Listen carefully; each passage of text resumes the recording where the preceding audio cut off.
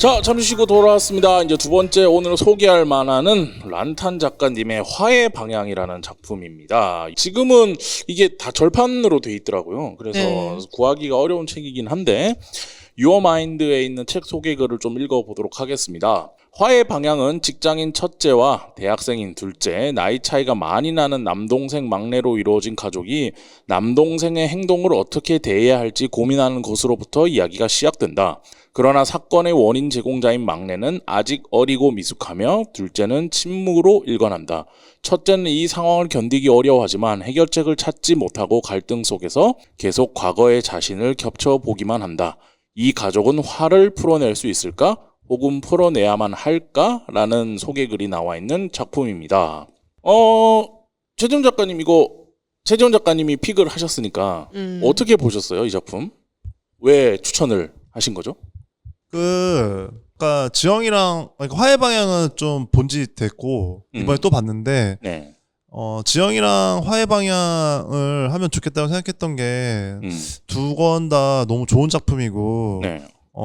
당연히 더 주목받아야 될 책이라고 생각해서 개인적으로는 생각보다 너무 이슈가 안 됐다고 생각해요, 둘 다. 그러니까 지영도 뭐랄까 그냥 뭐 느낌일 수도 있어요. 이 씬 안에서만 좀 돈 느낌이고 화해 방향도 그렇고. 그러니까 개인적으로는 좀 더 이렇게 노출이 될 수도 있는, 그러니까 대외적으로도 그러니까 사회적으로도 그럴 수 있는 작품인데 소재를 떠나서 그냥 내용도 좋고 만화적으로 너무 뛰어나서 예, 그래서 근데 아까 앞서 얘기하긴 했지만 저희 만화 클래식과 미학 탐구회가 할 수 있는 여러 가지 역할 중에 하나가 이런 출판 만화 중에서도 아직은 눈에 보이지 않는 것들을 소개하는 거니까 예, 그런 면에서 꼭 소개를 하고 싶었고, 그 중에서 이제 란탄 작가님 만화는 제가 되게 예전 지금도 여기 가져왔는데 성숙의 지표라고, 이거 2016년 작품인데 네네. 사실 성숙의 지표 이전부터 알고는 있었어요. 그냥 네. SNS 상으로. 그래서 이분 참 잘하신다라고 생각하고 있었는데 성숙의 지표를 보고 사실 되게 놀랬었어요. 이분 만화 이거는 보신 분이 있는지 모르겠는데 한번 나중에 한번 보세요. 근데 왜 놀랬냐면은 아트 코믹스적인데 그거를 어렵지 않게 자기 이야기에 잘 버무리는 사람인 거예요. 근데 이 성숙의 지표가 딱 그 어떤 출발 지점에 있다고 느꼈어. 그러니까 이거 결과적으로 화해 방향까지 오는 과정에는 여러 가지가 있는데 그런 면에서 이분은 그 성숙의 지표 봤을 때 2016년에 약간 대성하겠는데? 진짜 그런 생각했었어. 그러니까 만약에 이대로 쭉 간다면. 근데 개인적으로는 꽤 존재감 뿜뿜하잖아요. 사실은 이 업계 네. 안에서는 모르는 사람은 없거든요. 그러니까 스스로는 어떤지 모르겠어. 사실은 제가 이분을 꽤 팔로우를 많이 해요. 이분이 어떻게 생각할지 모르지만 저는 이분이 하고 있는 팟캐스트나 유튜브 다 보거든요. 저도 다 보고 있습니다. 근데 어쨌건 그런 측면에서 제 생각에는 뭐 약간 이 화해 방향이 특히나 약간 제 눈에는 약간 정점이지 않나? 그래서 이분 만화 미학 안에서 사실은 이 성수의 지표 화해 방향 사이에도 많은 짜잘짜잘한 이런저런 중철로 된 떡제본 책 그 만화가 많아요. 집에 다 있고 저는. 근데 그런 면에서 이 처음에 이거 텀블벅 했을 때도 그랬고 좀 놀랬었죠. 이 분량과 그러니까요. 뭐 이렇게 에너지에 되게 그러니까 지연과는 또 다른 어떤 의지의 표명. 그래서 이건 언젠간 꼭 다뤄야지 했는데 제가 앞서서도 얘기했지만은 생각보다 아무도 안 다루는 거야. 이게 좀 저는 진짜 말이 안 된다고 생각해요, 솔직히. 어떤 매체가 됐건 뭐 모르겠어요. 뭐 출판사건, 뭐 아니면 미디어건, 뭐 만화 관련된 무슨 뭐가 됐건 지영도 그렇고 화해 방향도 그렇고 이 만화 정말 좋아요라고 더 많은 부분에서 더 많이 자주 다뤄야 된다고 생각하거든요. 네네. 네, 그런 면에서 꼭 다뤄야겠다 해서 이렇게 이번에 한번 좀 추천을 해본 거죠. 저는 예전에도 봤었고 사놨었는데 저 텀블벅 때 했나? 하여튼 사놨었는데 누가 가져갔더라고 저희 그 사무실에서. 그래서 이번에 또 샀어요. 이번에 또 사면서 근데 볼 때마다 느끼는 게 설명을 잘하고 싶은데 내가 이 정도는 아니었지만 우리 집에서 막내 아들이었거든. 그러니까 막 이 정도는 저는 그냥 조용히 혼자 방에 있었던 스타일이라서 이 정도까지는 아니지만 그래도 이상한 소리 많이 했겠지. 어린 시절에. 그러니까 약간 낯뜨거워지는 내 옛날 기억 같은 것도 좀 떠오르고 그런 지점에서 저는 공감하면서 좀 이 작품을 봤고 그리고 그래픽적인 지점에서 저는 정말 이런 작품 사랑하거든요. 중간중간에 가면 이제 자기 감정을 보여주기 위한 다양한 뭔가 연출들이 연출적인 그런 뭐 비유와 상징들이 많이 등장하잖아요. 저는 그런 거 보고 있으면 해석하고 이런 거 내 나름대로 해석하고 이런 거 재밌어 하니까 그런 지점에서 꽤 재밌었던 작품이고 우리가 한번 다루었던 데이비드 마추켈리의 아스테리오스 폴립 네. 그런 느낌도 좀 들고 그리고 색감 쓰는 거나 이런 것들도 뭔가 작가님이 기준을 두고 작업을 하신 것 같고 그래서 그런 지점에서 되게 재밌게 본 그런 작품입니다. 다비님은 어떻게 보셨어요? 저는 다들 지영이 보기 힘드셨다고 했는데 저는 화해 방향이 물리적으로 더 보기 힘들었던 게 일단 지영하고 밀도가 사실 많이 다른 만화이고요. 그리고 아까 말씀해 주신 대로 연출 같은 것도 그냥 딱 보면 눈에 보이게 하는 연출이라기보다는 아트 코믹스적이고 때로는 어떤 해석을 요하고 그렇기 때문에 막 빨리 넘기다 보면은 이 만화를 사실 잘 느낄 수 없거든요. 이 만화에서 하고자 하는 것을. 그래서 천천히 봐야 되고 조금 페이지마다 시간을 들여서 봐야 되고 그리고 내용 자체도 조금 들어가서 볼 만한 여지가 있기 때문에 보면서 늘 조금 좀 걸리네. 평소에 제가 만화를 빨리 보는 편인데도 좀 걸리네. 이번에도 좀 힘드네 하면서 보게 되는 지점이 있었고 일단 이 만화를 볼 때 가장 먼저 생각이 드는 거는 이제 처음에 이 표지에 있는 화의 방향이라는 타이포가 히읗 글자 맨 위에 있는 어떤 삐침 위로 막 쑥 올라가 있거든요. 연기처럼. 실처럼. 그래서 매듭이죠. 매듭이 맨 처음에 이제 만화에 등장하면서부터 뒤에 계속 어떤 칸하고도 맞물려서 기하학적인 요소가 계속 변주되면서 연출이랑 같이 결합을 한단 말이에요. 그래서 약간 적극성을 요구하죠 독자한테. 그래서 그거하고 이 테마, 이 화의 방향이라는 테마와 이거를 결합시키려고 한 거를 어떻게 처음에 이제 시작이 되었을까 하는 궁금증이 가장 먼저 작가에게 드는 궁금증이 있고 두 번째로는 이제 이 만화를 읽는 독자들이 어떻게 읽을까? 그리고 어떤 얘기를 같이 할 수 있을까? 그게 되게 궁금한 것 같아요. 아까 성인수 작가님은 자기가 이제 막내였던 경험을 살려서 어떤 읽어볼 수 있는 여지가 있는데 또 둘째인 사람도 있을 것이고 첫째인 사람도 있을 것이고 외동이라 이러한 가족의 경험에 조금 멀리 떨어져 있는 사람들도 있을 것이고 그런 다양한 사람들이 이 만화를 봤을 때 저마다 되게 다른 식으로 생각할 수 있을 것 같은데 그 다양한 감상들이 어떻게 나올까 그것도 되게 궁금한 그래서 만화 자체에도 재미있는 구석이 많지만 만화를 그린 사람 그리고 만화를 보면서 이제 이야기하는 독자들이 어떻게 이야기할 수 있을까 이 부가적인 것까지도 되게 많이 궁금해지는 늘 볼 때마다 궁금해지는 만화인 것 같아요. 사람들이 어떻게 볼까? 여러 측면에서. 임나은 작가님은 어떻게 보셨어요? 저도 화해 방향 란타님은 워낙 이제 독립 만화 씬에서는 네. 워낙 이제 입지가 굵으신 분이기 때문에 당연히 알고 있었고 화해 방향도 처음에 연재될 때 되게 뭐 트위터나 여러 커뮤니티에서도 되게 화제가 많이 됐었거든요. 왜냐면 이 책의 이제 초반부에 바로 나오는 그 문제의 그 시작이 네네. 동생의 그 SNS 그 품평이라는 그 에피소드가 되게 강렬한 시작을 알리는 도입부였기 때문에 더 화제가 되었던 것도 있고 심지어 이제 이게 연재되었을 때가 19년, 2000년, 2020년쯤이었는데 그때가 되게 어떤 가부장제나 어떤 그 가족 내에서 네네. 겪을 수 있는 그런 혐오에 대해서 어떤 제일 고발이나 이슈, 이슈가 네. 가장 많이 됐었던 시기였기 때문에 고조됐을 때죠. 네, 그쵸. 2016년부터 시작해서. 네, 그래서 이건 알고 있었고 그다음에 이제 이 책을 다 읽었을 때는 확실히 다빈님 말씀처럼 네. 이 책은 한 장 한 장의 정보량이 진짜 굉장히 많고 모든 컷이나 컬러나 뭐 연출 같은 게 그냥 이 책 한 권이 메타포라고 느껴질 정도로 엄청 상징적인 연출이 굉장히 많아서 읽는데 되게 머리를 요구하게 하는 책이었던 것 같아요. 그래서 읽는데도 시간이 걸렸고 읽으면서도 한 번 더 읽게 되는 부분이 있어서 읽는데 시간이 일단 걸리긴 했었던 것 같아요. 그리고 내용적인 면뿐만 아니라 연출에서 뭐 계속 나오는 밧줄의 의미라든지 컬러나 칸에 대한 거를 작가님이 굉장히 적극적으로 활용하시고 이거를 독자들이 능동적으로 해석하기를 펼쳐놓으신 거여가지고 되게 어떤 장면을 어떻게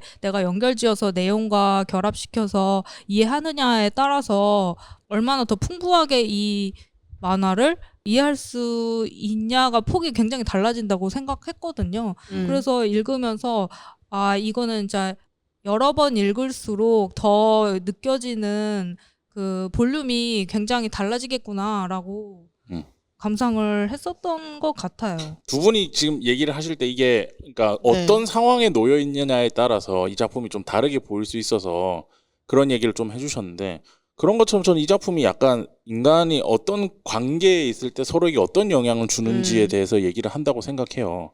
근데 뭐 이제 되게 안 좋은 영향을 미치는 상황들도 등장을 하고 근데 저는 이걸 보면서 그러니까 아무래도 내가 읽은 거니까 나한테 감정이입해서 아까 얘기했듯이 내가 아무렇지 않게 했던 행동들이 우리 가족들한테 어떤 영향을 미쳤을 수도 있겠구나. 그리고 그 사람들은 그게 되게 힘들었을 수도 있겠구나. 저는 그런 관점에서 일단 서사는 그러니까 단촐하게 생각하면서 그냥 읽을 수밖에 없었어요. 그렇게 읽어 내려가니까 서사를 보는 데는 되게 편하게 읽었었던 지점이 있는데 그러면서 이게 관계와 영향에 대한 이야기다. 두 분이 이제 다른 사람 생각이 궁금하다고 하셔서 저는 그러면서 봤다. 관계와 영향에 대한 생각으로. 그렇죠. 그리고 저는 사실 이 만화에서 이제 첫째가 여러 가지 역할, 뭐 예를 들어서 딸로서 그리고 첫째로서 그 속에서 또 첫째로서 그리고 어떤 손녀로서 또는 이제 사회에서 여자 고등학생으로서 사회에서의 여자 일원으로서 겪는 모든 일들이 굉장히 디테일하게 맞아요. 다뤄져 있기 때문에 더 이 만화가 생동감을 갖고 있다고 생각하거든요. 그리고 그런 지점이 보는 이로 하여금 되게 어떤 경험을 생경하게 떠오르게 하고 아니면은 내 경험을 비추어서 이랬었지 저랬었지라고 생각할 수 있게 만든 힘이었던 것 같아요. 뭔가 또 근데 그게 만화적인 연출로도 직관적으로 잘 표현이 돼 있어서 더 효과적으로 다가올 수 있었던 게 아닐까. 이제 사실 되게 직관적으로 나오는 거가 이제 색깔도 있고 색깔을 첫째, 둘째, 셋째가 각각 다른 초록색, 노란색, 파란색 그리고 이제 칸도 첫째는 동그라미, 둘째 네모, 셋째는 삼각형으로 상징하는 거를 구분해 두심으로써 거기에 독자가 생각하면서 이거는 이래서 네모이겠지? 이래서 동그라미일까? 아니면 이래서 노란색일까?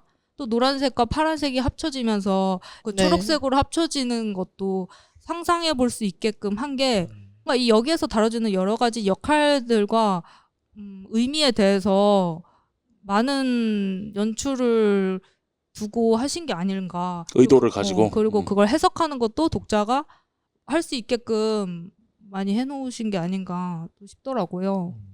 그리고 이 만화가 이제 앞에서 말씀해주신 대로 연재가 됐다가 이제 단행본으로 펀딩을 통해서 나온 거잖아요. 그리고 사실 지금도 물론 활발히 얘기가 되고 있는 얘기지만 이 가족 얘기는 이 만화가 연재되고 있을 당시에 정말 가장 뜨거운 감자 같은 시의성을 가진 어떤 주제로 기능을 했을 텐데 그거를 그때 읽는 거하고 지금 이제 2024년 들어서 읽는 거하고 도 차이가 있다고 생각을 하고 또 그 텀하고는 또 별개로 이 만화는 정말 어떤 가족 관계를 어떤 형성하고 있는 사람이라면 자기의 어떤 개인적인 경험을 소환할 수밖에 없는 지점이 이 만화에 분명히 있다고 생각을 하거든요. 뭐 그게 첫째의 경험일 수도 있고 둘째의 경험일 수도 있고 뭐 아니면 엄마의 경험일 수도 있고 손녀의 경험일 수도 있고 뭐 나온 대로 여자 고등학생의 경험일 수도 있고 되게 개인적인 경험을 소환하고 거기에 자기가 이제 좀 가까이 갈 수 있는 여지가 적든 거리가 있든 그럴 수밖에 없는 지점이 이 만화에 필연적으로 있다고 생각을 하거든요. 그래서 이 만화가 딱 연재가 되었을 당시 단행본이 나왔을 당시에 되게 이런 효과를 불러일으키는 게 되게 유의미한 작업이었을 것이라는 생각이 드는 한편 시간이 조금 지난 지금 와서 읽어봤을 때도 이제 논의는 거기서 조금 발전을 하고 있겠지만 여전히 조금 생각할 만한 거리를 지속적으로 제공을 하고 있다는 점에서 되게 재미있는 만화인 것 같아요. 동시대성을 엄청 잘 담고 있죠. 네. 그러니까 만약에 언젠가 정말 다른 세상이 돼서 10년, 20년 뒤에 누가 이걸 봤을 때 마치 조선시대 때는 계급이 있고 백정이 있는 걸 보면서 우리가 신기해하지 않잖아요. 그러니까 그냥 그런 시대가 있었구나. 근데 누군가가는 언젠가 먼 훗날 이걸 봤을 때 이런 시대가 있었어? 같은 거가 될 수도 있는 거거든요. 그렇죠.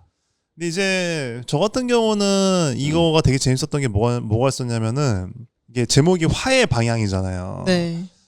이제 사실은 할 얘기가 되게 많은데 우선은 미학내기도 지영이라는 만화랑 화의 방향이 약간 또 재밌는 부분이 닮아 있는 것도 있고 그건 이따가 나중에 얘기하더라도 근데 이제 그러니까 여기 있는 사람들은 모두 화가 나 있잖아요. 네. 근데 저도 되게 화가 많았어가지고 이게 모르겠어요. 이거 약간 전 DNA라고 생각하거든요. 화가요? 기질. 왜냐면은 그냥 이건 제 얘기인데 제 부모님들 보면은 항상 싸우고 계셨어요. 그리고 어느 순간 저도 같이 싸우고 있더라고요. 그냥 우리는 화가 많은 집이구나.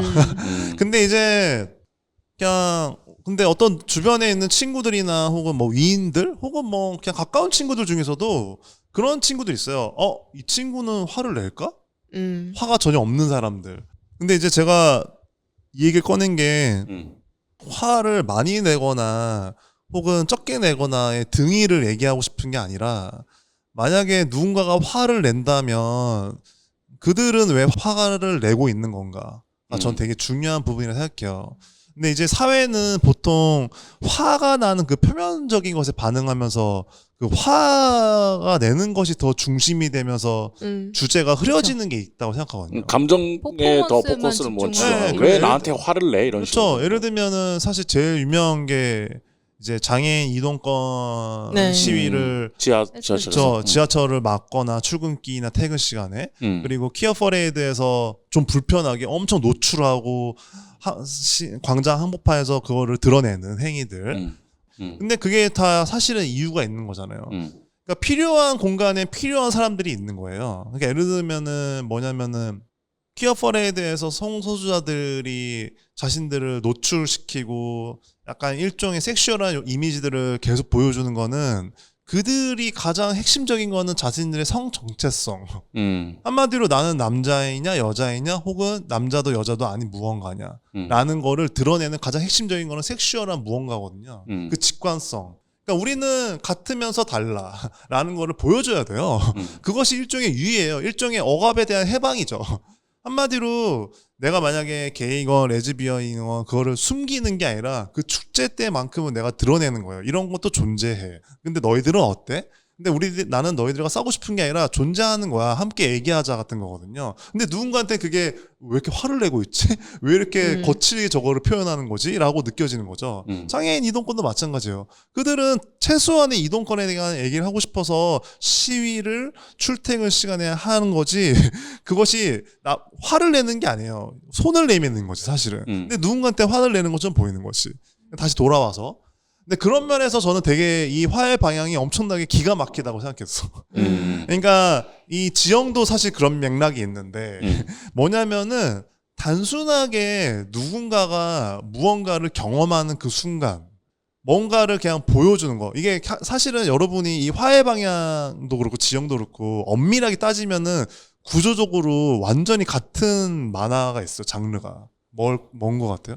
이게 아까 제가 맨 처음에 얘기했지만 지영이나 란탄 작가님 화의 방향의 가장 큰 미덕은 단순하게 이거를 여기 놔두는 거에 가장 큰 미덕이 있다고 생각하거든요. 지영은 지영을 함께 경험하는 거지. 화의 방향은 어떤 한 가족 구성원의 장녀를 경험하고 그냥 그거를 한번 내가 판단해 보는 거죠. 여기에 어떤 판단이 없어요. 그러니까 물론 약간의 관점은 있지만 이거를 놔둬요. 이런 것이 이 세상에 존재한다라는 게 이 두 작품의 가장 큰 미덕이거든요. 근데 그런 면에서 이런 게 뭐가 있는 것 같아요? 되게 비슷한 장르 중에 하나 모은 것 같아요. 작품을 얘기하는 네, 아니, 작품이 아니어도 돼요. 장르물. 장르물? 이런 게 있다. 다큐. 다큐. 그렇죠? 근데 다큐도 사실은 관점이 있어요. 예를 들면 뭐 팔레스타인이나 혹은 뭐 유명한 것 중에 페르세폴리스 같은 거는 되게 가장 관점이 있거든요. 그러니까 재밌는 얘기를 하셨는데 페르세폴리스랑 지형과 화해 방향은 그게 달라. 페르세폴리스는 되게 정치적인 관점이 강력해요. 그죠. 뭐가 틀렸다, 뭐가 좋다. 근데 이 두 개는 그냥 놔뒀거든요. 어때? 이런 세상에 이런 일이 벌어져. 어때? 이거예요. 근데 사실은 이 구조만 봤을 때 굉장히 비슷한 게 뭐냐면 사실은 먹는 만화예요. 먹는 만화. 먹는 고독한 거에는 미신 같은 먹는 거. 것만 있으니까. 그냥 먹는 걸 보여줘. 그리고 어때? 너 이거 먹어봤어? 안 먹어봤어? 중요하지 않아요. 먹고 싶어? 한번 먹어봐 나중에 가서. 너가 이걸 경험했냐 안 경험했냐 중요하지 않아. 나는 이 가게를 갔어. 근데 어때? 근데 뭐야 우리는 가보고 싶잖아. 혹은 궁금하잖아요. 사실은 얼마나 네거티브하냐 포지티브하냐 그렇지 이 화해 방향과 지형은 우리를 그걸 경험시키고 있어요. 근데 재밌는 거야. 화해 방향을 보면서는 누군가는 아 얘네들 왜 이래? 혹은 누군가는 아 맞아. 이거는 알 수는 없어요. 근데 마치 음식 만화도 그렇잖아. 음식 만화도 아 이건 맛없는데? 혹은 이건 뭘까 궁금하다. 혹은 안 먹어봤지만 먹어보고 싶지 않아. 그러니까 구조적인 얘기를 하는 거예요. 네, 그런 측면에서 제가 기가 막히다고 한 게 뭐였냐면은 지형도 화해 방향도 어떤 최소한의 세팅을 해놓고 이들과 함께 이걸 경험하는데 지형은 아까 얘기했으니까 화해 방향은 이들이 왜 화가 나는지에 대한 경험을 시켜요. 어떤 관점이 있다기보다는 아 이러면 화가 나겠다. 화가 나거든. 맞아요. 보고 있으면 남자 여자를 떠나서 화가 나요. 맞아요. 맞아요. 예를 들면은 아까 초반에 남동생이 네. 자신의 언니 누나들에 대한 품평을 자기들 친구 카톡방에서 하잖아요. 근데 이거 사실은 물론 이건 여성 서사지만 남자라도 물론 당연히 기분 나쁘거든. 근데 문제는 남자들은 그런 일이 벌어지지 않지. 맞아요. 근데 남자애들이 자신들의 여자 가족들을 가지고 이거 하는 거니까. 근데 이거를 사실 남녀를 떠나서 누가 봐도 화가 나거든. 왜 이러지? 근데 그 화에 대한 역사, 화에 대한 연대를 이 화해 방향이란 연대기를 말하는 그렇죠. 거죠. 그러니까 이 그 란탄 작가님의 이 만화 속에서 첫째죠. 김첫째. 그러니까 이 만화를 쭉 보고 나면은 그 화에 대한 시간을 우리가 함께 지나와요. 근데 그러고 나서 사실은 약간은 좀 이렇게 시니컬하긴 하지만 그냥 끝나버려요. 어떻게 해야 될지 모른 채. 근데 그때 기분이 굉장히 약간 한편으로는 엄청 참담한 게 있거든. 그러니까 남자 여자를 떠나서 아 어떻게 해야 될까? 연대는 필요한 것 같고. 근데 연대를 어떻게 해야 될지. 그쵸. 연대를 엄청나게 호소 있게 열심히 하려고 해도 그들끼리도 안 되는 것 같고. 근데 더 나아가 이걸 읽는 사람이 심지어 남자라고 했을 때 그럼 나는 뭘 해줄 수 있을까? 뭘 해야 할까? 그런 생각들이 드는 어떤 엄청난 시니컬함이 있거든요. 그랬을 때 주는 오히려 아이러니한 게 더 이거를 깊이 있게 생각하게 하는 힘이 있죠. 그러니까 참 재밌는 것 같아요. 그래서 되게 특이한 두 작품인 것 같아요. 지형과 화해 방향은 되게 이상하게 미묘한 관점만 있고 강력한 결론은 없는 채 이 책이 딱 마무리되는데 그것이 오히려 더 많은 생각을 하게 하는 그런 면에서 참 그래서 이 화해 방향이라는 제목이 전 되게 잘 지은 것 같아요. 그리고 저도. 맞아요. 작가님 스스로도 알고 있는 것 같아. 자신도 모르겠는데 잘 모르겠기 때문에 이 방향에 관한 얘기만 해놓고 함께 얘기해보자. 어쩌면 그러니까 사실 심지어 얘기하기 싫을 수도 있어요. 그건 전 모르죠. 근데 이 화해 방향이라는 게 우리가 갖고 있는 이 모두가 갖고 있는 이 화해 방향 여기에 보면 사실 여자뿐만 아니라 삼촌들 네. 수많은 약간 남동생. 바보 같은 남자들 나오잖아. 근데 그들도 화를 내는데 잘 몰라 그 방향을. 그 화를 내는 방향이 계속 틀려. 그렇잖아요. 그 대상이 계속 이상하게 딴 데로 향한단 말이야. 보통은 물론 아무 죄 없는 여자들이지만 그런 측면에서 이 제목도 기가 막히고 이 만화 전반에 거친 태도도 좋고 어떤 일종의 간접 경험, 어떤 면에서 직접 경험. 근데 그거를 만화 미학을 통해서 되게 이따가 연출 얘기할 때 하겠지만 되게 잘 경험시켰다. 그러니까 아까 미학 얘기를 하자면은 지형도 그렇고 화해 방향도 그렇고 약간 다른 건 뭐냐면 지형은 다분히 본능적으로 자신의 어떤 수기를 담듯이 기록한 만화지만 이미지를 경험시켰다면 본능적으로 그냥 담아냈을 뿐이지만 담겼다는 거죠. 근데 란탄 작가님의 화해 방향은 다분히 의도적이야. 다분히 맞아요. 세팅돼 있고 그거를 그 이미지를 그 화의 이미지를 경험시켜.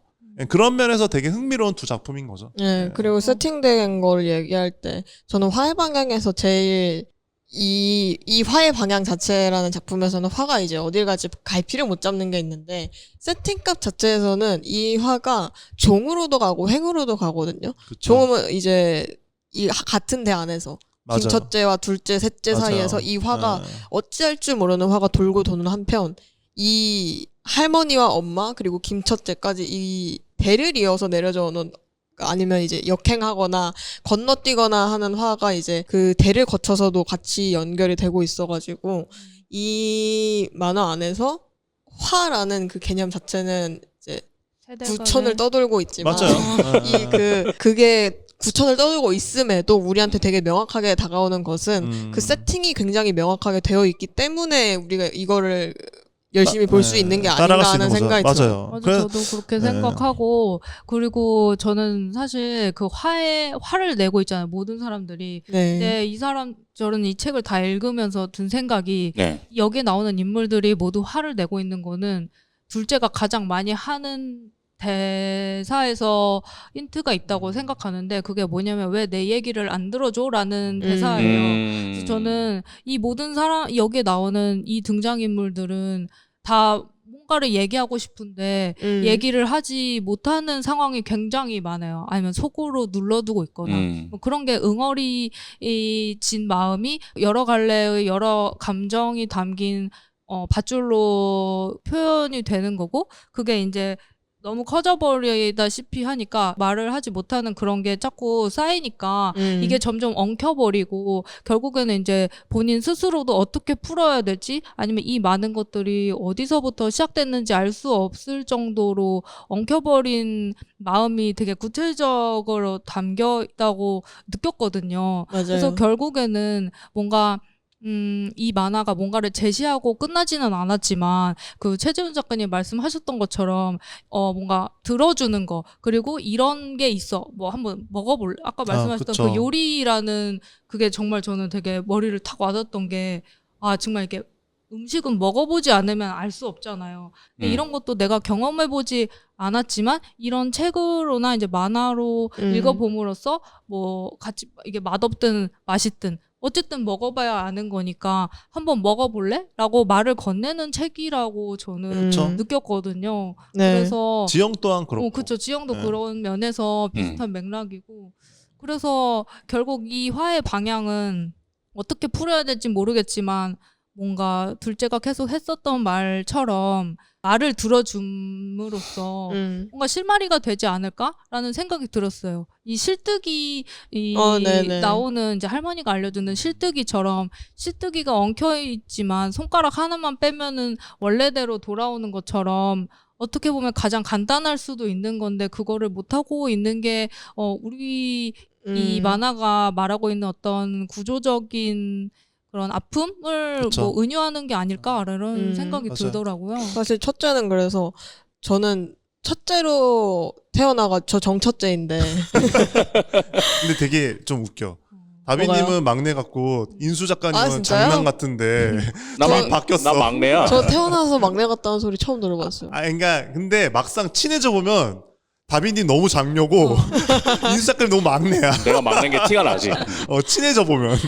그래서 사실 첫째의 이야기는 여자로서의 화가 이 만화에서 많이 드러나 있다고 생각을 하고 나은 작가님이 말씀해 주신 것처럼 둘째의 화는 조금 더 내 얘기를 왜 안 들어주냐 하는 어떤 더 확장될 수 있는 가능성이 넓은 화라고 생각을 하거든요. 그래서 저는 그야말로 중간에 있잖아요. 네. 그래서 첫째 얘기를 봤을 때도 이제 화가 난다라고 생각이 되는 지점이 있었고 둘째 얘기를 봤을 때도 이거는 다른 느낌으로 또 화가 난다라는 생각을 되게 많이 했던 것 같아요. 셋째 입장에서도 화가 나요. 네. 그러니까 셋째도 셋째 나름대로 화가 엄청 모두가 나겠죠. 화가 나 있어. 사실 제가 이 책을 이제 집으로 배송받고 저희 엄마가 책 읽는 걸 되게 좋아해서 집에 새로운 책 있으면 책 무조건 다 읽어보거든요. 어머니가 읽으셨어요? 엄마가 먼저 읽었어요. 근데 엄마가 읽고 제 방에 책 갖다 놓으면서 나훈아 엄마 너한테 왔던 책 읽어봤는데 진짜 짜증난다 이러는 거야. 엄마 어땠는데 더 얘기해봐. 그러니까 몰라 화나 이러면서 어머니도 나가셨거든요. 화가 나셨어. 아, 근데 지금 제목도 화의 방향이고 우리가 화에 대한 걸 계속 얘기를 했잖아요. 네. 근데 실질적인 예를 한번 궁금한데 여러분 주변에 있는 사람이 나한테 막 화를 내. 그럴 때는 여러분들은 어떻게 하세요? 그러니까 물론 순간적인 당황스러움이나 뭐 짜증남이나 불편함 이런 걸 떠나서 그건 다 있는 거니까 누가 나한테 막 화를 내 갑자기. 당황스럽겠죠? 이 사람 나한테 왜 그러지? 내가 뭐 잘못한 거 있나? 근데 이제 이거는 제가 하도 화를 예전에 많이 내서 네. 이제는 그래서 저는 아이러니하게도 그래서 배운 게 있고 경험한 게 있는데 그러니까 화를 내는 것에 대한 이해도가 좀 있는 편이에요. 그래서 제가 화가 많으니까. 근데 이제 저는 그래서 어떤 게 있냐면은 원인이 더 중요하다고 생각하는 척이 언제나.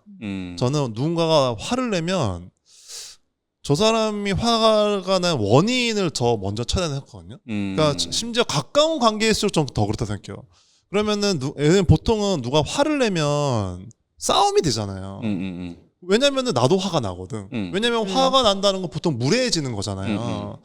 그러니까 공격적이고 무례해지고 그렇잖아요. 이렇게. 아무리 그 원인이 나한테 있건 주변에 있건. 사실 그래서 연인들끼리 중에 하나가 뭐냐면은 잘못은 A가 있는데 네. B가 화를 내서 B가 잘못한 걸로 대화가 흘러가는 경우 있잖아. 그러니까 남녀를 떠나서 잘못은 A가 있는데 감기 낀 놈이 성내는. 근데 B가 어쩌다 보니까 이래저래 화가 나서 화를 냈더니 A가 그거를 또 물고 늘어지는 그런 경우가 있잖아요. 네. 근데 그래서 사실은 오히려 주제가 흐려지는. 예. 아까 사실은 뭐 저는 장애인도 그렇고 그런 거 다 비슷한 경우로 생각하거든요. 그런 면에서 당연히 지금도 누군가가 화를 내거나 혹은 누군가 잘못했을 때 저도 화가 나고 반응을 잘 못하는 경우도 많아요. 근데 기본적으로 예전 경험이 있어서 왜냐면은 화를 내므로써 얼마나 많은 걸 잃고 얼마나 많은 안 좋은 일들이 있었겠어요. 그래서 반대로 지금은 우선은 사과를 하거나 미안해 하면서 얘기를 들어보려고 해요. 그리고 사실 생각해보면은 이해가 가고 저는 또 그래서 경험 중에 하나 뭐냐면은 어느 순간 정신 차려보면은 둘이 싸우고 있잖아요. 누가 먼저 잘못했냐를 떠나서 그러면은 사실 그때는 저는 둘 다 똑같이 잘못했다 생각해요. 그래서 저는 먼저 사과하려고 해요. 그러니까 만약에 저쪽이 먼저 잘못했더라도 상대방이 먼저 잘못했더라도 우리 둘이 뭔가 싸우고 있다면은 나도 뭔가 대응을 잘못한 거기 때문에 싸우고 있는 거거든요. 만약에 저쪽이 잘못했는데 내가 뭔가 화를 안 내거나 잘 이해를 했다면은 그 관계는 좋아질 수 있어요. 그런 면에서 그러려고 노력하죠. 제가 말은 이렇게 하죠. 저도 엉망진창이지만. 근데 물론 이게 매 순간 그렇게 지켜지진 않는데 저도 최재훈 작가님 말씀하신 것과 비슷한 방법을 쓰거든요. 그러니까 어릴 때는 약간 도망갔어요. 여기서 어릴 때라는 거의 10대 이 정도 수준에는 옆에 친구가 화를 내면 그냥 이라고 도망을 가고 회피해 버리거나. 잠수 이별? 아니야. 이별은 아니야. 상황에서. 친구랑 무슨 이별을 해. 그렇죠. 약간 템포를 늦추는 거지. 여자친구 이런 게 아니고 그냥 친구니까. 그래서 그냥 이렇게 템포 알면 너 너무 흥분했으니까 좀 가라앉히고 다시 얘기해. 이런 식으로 얘기를 했는데 이제 아까 얘기한 것처럼 내 아이 들고 나서 이제 많은 사람을 만나다 보니까 화를 낼 때는 이유가 있는 거거든. 그러니까 무슨 이유인지는 모르겠는데 저 사람이 그리고 대부분의 화를 내는 것들은 얘기를 들어주면 대부분 해결돼요. 얘기를 들어주면 해결되거나 아니면 어떤 행동을 하지 마라고 할 때 그 사람 앞에 그 행동을 안 하려면 저 사람이 그 어떤 행동에서 기분이 나쁜지를 들어봐야 되거든요. 그거가 그 이야기를 끌어내기 위해서 제일 좋은 방법은 뭐냐면 너가 기분 나쁠 수 있었겠다. 내 행동이 너한테 불쾌했을 수도 있고 미안할 수도 있겠다. 그래서 일단 미안하게 생각해 이렇게 화를 내게 만든 거는 근데 좀 얘기를 해봤으면 좋겠어. 뭐가 그렇게 화를 나게 만들었는지라고 얘기하면 그쪽에서 뭔가 얘기를 해요. 저도 이제 상대방이 화를 내면 이제 어느 순간부터는 그런 식으로 제가 풀고 있더라고요. 전제 조건은 그 얘기를 들은 사람이 고치려고 노력은 해야 돼. 그러지 않으면 이렇게 뱅뱅 돈다 화의 방향이. 그렇죠. 근데 이제 그 여기 만화에도 내내 나오지만 이게 결국엔 근데 어떤 일종의 발언의 기회 혹은 그 발언과 대화를 할 수 있는 어떤 장소 그 위치 동등한 위치가 그 자리라고 했을 때 그 이 가부장제를 기본으로 하는 가부장제가 사실은 더 문제인 거거든요. 남성 중심 사회인 것도 문제지만 음. 그 중에서도 가부장제가 사실 되게 문제예요. 그렇죠. 왜냐면은 거기에서 있는 이상한 뒤틀림 같은 게 있어요. 그러니까 한마디로 남성 중심 사회면 남성과 여성의 문제니까 그 두 개가 가지고 놓고 얘기하면 돼요. 근데 가부장제라는 거는 권력이 더 많은 것들이 들어가거든 거기에. 그죠. 권력이라는 게 들어간다는 예, 가족 구성원 안에서도 그렇고 뭐가 됐건. 근데 그 과정에서 생기는 이상한 욕망과 뒤틀린 권력 같은 게 있어요. 예, 그런 면에서도 이 화해 방향에서 해내고 있는 여러 가지 경험들, 간접 경험들 혹은 관점들이 갖고 있는 가치들이 있죠. 예, 그래서 배우는 수 있는 게 있었고. 다빈님은 어떻게 하세요? 누가 나한테 버럭 화를 냈어. 저요? 근데 제가 생각했을 때 사람들은 저한테 화를 그렇게 자주 내지 않고요. 근데 저는 화가 엄청 많아서 그렇게 얘기하시면 제가 뭐가 돼요? 모르겠어요. 저는 사람이 저한테 화를 내는 상황을 그렇게까지 많이 겪어보지 않았는데, 근데 저는 화가 진짜 좋은 엄청 사람인 많아서 엄청 어렸을 때 그 학생 때 엄청 화를 내고 다녔어요. 되게 의외다. 그래서 이제 화를 너무 내니까 화를 내는 제가 싫어진 거죠. 그래서 화를 안 내기 시작했어요. 그래서 화를 안 내기 시작하다가 이제 그 이후부터 이제 생각한 것이 화를 언제 어떻게 누구에게 내느냐. 화를 내야만 하는 상황이 있다. 화를 내야만 하는 상황이 분명히 있어요. 근데 그 상황에 화를 내고 화를 필요해요. 내지 않아도 될 상황에 화를 내지 않는 게 굉장히 중요하구나라는 것을 깨달은 이후로 맞아요. 이제 누가 저에게 화를 내면은 내는데 되게 정당하게 내면은 저도 되게 기뻐요. 왜냐면은 저도 반대로 화를 내도 되는 상황이 발생하니까 저는 화가 많기 때문에 화를 내고 싶거든요. 그래서 헐크예요? 근데 이게 심리학이나 정신 그 상담 같은 거 공부해 보면 나오는 건데 뭐가 있냐면은 제가 그 단어가 오래돼서 기억이 안 나는데 뭐냐면은 호문클루스? 그게 아니야? 아니고 그게 아니라 일상에서 기재 같은 거 아니에요, 어떤? 암호 기제 중에 그게 아니라 하나인가? 누군가 갑자기 버럭 화를 내. 네. 네. 근데 그게 뭐냐면은 그 합당한 리액션이다. 뭐 이런 용어가 있어요. 용어가 이건 아닌데 기억이 나는 게 있거든요. 이게 뭐냐면은 이게 위치값이 동등해지는 거예요. 무슨 말이냐면은 보통 어떤 문제가 생기다 보면은 한쪽이 강압적이거나 혹은 반대되는 과정에서 근데 화를 내므로써 누군가 한쪽이 화를 내므로써 이게 갑자기 이렇게 환기되는 거거든요. 근데 그것이 정신분석 용어가 있어요. 그러니까 한마디로 뭐냐면은 뭐 예를 들면 이런 거지. 아, 얘도 화를 내는 존재구나. 혹은 내가 뭔가를 잘못했구나라는 거를 그 순간 서로가 알게 되는 거야. 뭔지 알 것 같아. 예, 근데 이게 제 기억이 안 나는데 그런 순간이 있거든요. 그런 면에서 되게 정확하게 화를 내는 건 중요하죠. 맞아요. 약간 근데 존재감에 대한 그렇죠. 근데 언제나 모두가 그러고 있진 않지만. 맞아요. 예. 물론 그런 상황이 잘 오진 않죠. 그래서 화를 부적합한 순간도 있겠지만 주고받는 순간이 있어요. 그리고 주고받음으로써 해소가 되는 순간이 있는데 예. 저는 그 순간을 되게 좋아해서 기회는 잘 없지만 누가 저한테 화를 내면 일단 저도 화를 낼 수 있고 해소가 되는 결말이 오면은 그 상황을 엄청 즐기는 것 같은. 예. 와, 근데 이게 대단한데? 이제 그 모두 알겠지만 이 화해 방향을 읽으면서 우리 다들 느꼈다고 생각하지만 저는 이게 서로가 서로에 대한 뭐랄까 어쨌건 애정이 있잖아요. 그쵸. 이게 때문에 붙잡고 있는 거죠. 그러니까 뭐 그게 엄청 얕건 깊건 이들은 한 덩어리로서 이렇게 이게 엄청나게 주시하고 있거든요 서로를. 근데 그 과정에서 결국 이 애정과 관심이 화로 표출되는 거고 소통의 부재나 혹은 뭐랄까 이해의 부재라고 해야 될까?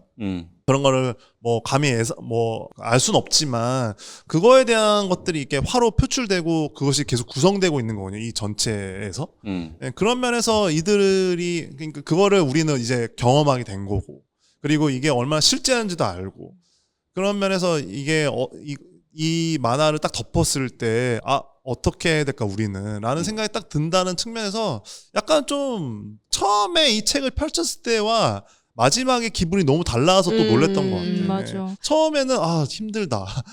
이게 진짜 이런 일이 많지 하면서 이렇게 보다가 마지막에는 맞아 우리는 어떻게 해야 되지? 이거는 되게 너무 일상에 젖어 있는데 이런 일들은 예. 근데 방금 말씀하셨다시피 이 안에 있는 이 가족들이 서로한테 애정을 어쨌든 갖고 있다는 게 저는 그 엘리베이터 연출 부분에서 되게 그게 느껴졌거든요. 마지막에 네, 이거 춤추는 것도 있지만 그 중간 그 부분에 연출이 나온 엘리베이터가 연출로 나오는 네, 부분이 연출로 엘리베이터 이용해. 연출 아, 나오는데 네네. 근데 한 공간에 같이 있는데 네. 그게 칸으로 나눠져 분해되어 있는 게 어떻게 보면 정말 애정으로 하나에 연결돼 있지만 그거 소통이나 어떤 마음적인 부재로서 구분되어 있는 게 그런 연출로 나와 있는 것 같다고 느꼈었거든요. 아, 진짜 딱 마침 좋은 말씀 해주셨는데 그래서 미양 얘기를 잠깐 하자면은 이게 결국에는 만화는 이미지가 포함된 예술이기 때문에 네. 주제를 담은 이미지를 내가 어떻게 경험시킬 것인가가 되게 중요하거든요. 근데 이 지영은 되게 본능적으로 자신의 무언가를 수기를 쓰듯이 만화로 담아내는데 아마도 제 생각에는 의도가 된 건지 안 된지는 모르겠지만 최소한의 형태로 이야기를 쭉 써내려가요. 근데 그 과정에서 어떤 순간 변주들이 있고 이미지 같은 거 보면 엄청 생기가 있잖아요. 어떤 순간은 너무 무섭기도 하고. 네. 근데 이거를 되게 본능적으로 담아냈다면은 이 화해 방향은 굉장히 세팅되어 있는데 그런 면에서 아까 엘리베이터 얘기도 너무 잘하셨고 엘리베이터가 사실은 근데 제 약간 생각에는 남탄 작가가 딱 느꼈던 것 같아. 이게 하나의 칸이다. 그거를 만화 미장센적으로 엄청나게 활용을 잘하시면서 중요한 건 뭐냐면은 엘리베이터에 있는 뭔가를 보여주는 게 아니라 그거를 어떤 연출적으로 경험시켜요. 그렇잖아요. 덩그러니 어떤 입방체 안에 그들이 있는 거를 보여준단 말이에요. 그러니까 엘리베이터라기보다는 어떤 기호가 되는 순간이 있단 말이에요. 정육면체 느낌으로. 그치. 그들이 그 안에 있고, 그리고 또 그들이 또 계속 나눠지고 합쳐지고, 그 도형들 속에서. 또 하나는 이제 색깔인데, 만화 칸들도 그렇고, 그러니까 제일 중요한 키워드가 세 개가 있는데, 제 눈에는 엘리베이터, 그리고 매듭, 그리고 칼라거든요. 근데 그런 면에서 이분이 시니컬한 태도로 담긴 했지만, 그럼에도 불구하고 어떤 일종의 노력? 따뜻함 같은 걸 담으려고 했던 게 칼라라고 생각하는데 이 파란색과 노란색의 기본적인 그 어떤 그 양쪽의 대립을 두고 그리고 기본적으로 이들이 합쳐졌을 땐 초록색이 되는데 그 초록이 주는 일종의 뭐랄까 태도가 있다고 생각하죠, 개인적으로. 네네. 약간 뭐랄까 화해에 대한 의지? 예. 그런 면에서 뭐 특히 첫 화 초반에서 그들이 이렇게 다 같이 안고 있을 때 이 색깔이 딱 합쳐질 때가 네. 있어요. 그렇게 동그라미 안에서 초록색에 그들이 함께 있는 그 순간이 있는데 그거가 전 되게 선언적이라 생각하는데 이런 수많은 화와 소통의 부재 속에서 우리가 어떤 거를 더 신경 쓰고 고민해야 될 것 같은 게 이 색깔이 있다고 생각하거든요. 매듭도 사실 그런 거지. 예. 매듭도 사실은 우리가 얼마나 이거를 잘 매듭 지을지 아니면은 혹은 풀어낼지 이거는 결국 우리의 몫이고 아직은 그 답이 뭔지 모르겠지만 같은 게 여기 담겨 있는 거죠. 그러면서 참 대단하시다. 그쵸. 대단하다고 생각했어요. 솔직히 이 만화 보면서 에너지가. 모르겠어요. 이게 만약에 미국이나 유럽에서 누가 열심히 이 지형과 화해 방향이 나왔다? 이 씬에서 나도 그냥 가만히 놔뒀을까 이런 생각이 들어요, 솔직히. 그러니까 저는 이렇게 되게 아이러니라고 생각하는데 말이 안 되는 거거든요, 개인적으로. 왜냐면은 그렇다고 뭐 협회가 됐건 뭐 미디어가 됐건 뭐 이런 게 없지 않아요, 절대.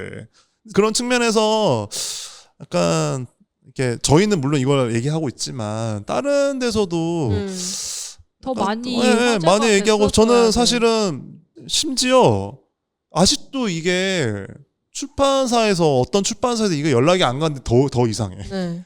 이게 지금 바코드가 없는 책을 우리가 들고 지금 다 같이 얘기하고 못 있는데 사잖아요, 이거를. 그러니까 독립 지금 출판 심지어 못 구하기 사잖아. 없잖아요. 개인 계정으로 연락해서 사야 되잖아요. 근데 지금도 물론 지금 뭐 소식이 있을 수도 있어요. 연락해서 네. 뭐 준비하고 있을 수도 있는데 어떤 개인 출판사에서 이 화해 방향을 보고 이제 뭐 알아보면 금방이잖아. 이거 구할 데가 없네. 그러면 저작권이랑 판권은 어떻게 되지? 해서 빨리 연락해서 계약해서 구할 수 없다는 게 너무 아이러니한 이상한 거야. 거야. 그러니까 제 생각엔 말도 안 되거든요. 게다가 안 팔리지 않을 것도 아니야, 이 책. 지영도 그렇지만 지영은 뭐 물론 이 주로에서 잘 준비해서 내고 있지만 그런 면에서 좀 여러모로 생각해볼 요소가 있다. 예. 그런 면에서 어쨌건 아마도 작가님한테는 연락하면 구할 수 있으니까는 연락해봐라. 이거는 네네. 소장 가치가 있다. 이걸 듣는 사람들, 듣는 분들 중에서 물론 이거 개인으로 연락해서 하는 걸 거꾸로 하거나 불편한 사람도 있으니까 그건 어렵지만 어쨌건 이건 소장 가치가 있기 때문에 되게 강력하게 추천하는 바다. 예. 지영도 네. 마찬가지지만. 알겠습니다. 저는 이제 마지막으로 하고 싶었던 얘기는 저희가 이제 이 두 만화를 고를 때 같이 고른 게 아니에요. 결론적으로는 이제 같이 그쵸. 다루고 네. 있지만 이제 저희가 지영을 먼저 하기로 하고 그러면 이제 한국 만화가 저번에 황별이 작가님, 최성민 작가님 했던 것처럼 하나를 더 묶어서 하자라고 했을 때 뭐 어떤 걸 고를까 되게 여러 가지 후보가 있었는데 그 중에 가장 이제 조건이나 핏이 맞는 게 화해 방향이라서 화해 방향을 같이 하게 된 거거든요. 근데 저는 이 두 만화가 모두 다 이제 어떻게 읽느냐가 되게 중요한 만화라는 생각을 일단 했고 이 만화 두 개가 사실 되게 어떻게 보면 엄청 반대되는 맞아요. 느낌이에요. 그래서 이거를 묶어서 같이 읽었을 때 되게 재미있었고 그쵸. 이제 사실 화해 방향은 주인공이 첫째하고 둘째가 이 세상이 만든 어떤 여자라는 개념을 수행하는 거를 좀 적극적으로 거부하면서 그 그쵸. 안에서 또 가족이라는 거를 같이 돌아보는 작품이고 한마디로 지영은- 현실에 발붙고 있는 네. 유명한 거죠. 그리고 그래서 우리의 경험을 되게 잘 불러일으키고 반대로 지영은 여자를 이제 수행하는 지영이라는 인물이 처음에 등장을 해서 후반으로 향하면서부터는 지영이라는 한 여자의 삶에 어떠한 뭐 과거가 있고 고통이 그렇죠. 있고 그런 것까지 드러나기 시작하는 작품 이렇게만 말할 수는 없겠지만 그런 맞아요. 작품이거든요. 근데 여기서 화해 방향처럼 여자를 수행하기를 거부하는 쪽이든 지영처럼 여자를 적극적으로 수행하는 쪽이든 둘 다 이 작품들 안에서 여자가 고통을 받고 있어요. 맞아요. 슬퍼하고 있고 문제를 겪고 있어요. 그래서 이것들을 묶어서 봤을 때 이 다른 방향의 어떤 다른 초점이 맺혀 있는 이 문제들을 어떻게 바라볼 것인가 이것을 묶어서 바라볼 수도 있고 개별적인 것으로 바라볼 수도 있을 것이고 같이 봤을 때 어떠한 초점 같은 게 가운데 생기는 것도 굉장히 재미있었고 맞아요. 그래서 이 고통을 여자의 것으로 받아들일 수도 있겠지만 더 나아가서